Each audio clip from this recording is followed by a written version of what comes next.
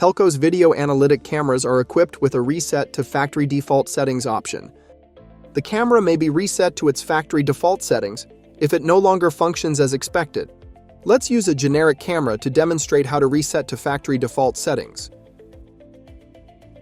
First, ensure the camera is powered on. Next, locate the firmware revert button. This is located in various locations, and it is camera-specific. Refer to the specific camera's installation guide for more information. Use a straightened paperclip or similar tool, gently press, and hold the firmware revert button for 3 seconds. Do not apply excessive force. Inserting the tool too far may damage the camera.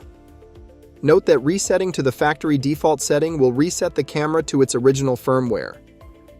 The firmware may need to be updated to use the camera after resetting to factory default settings.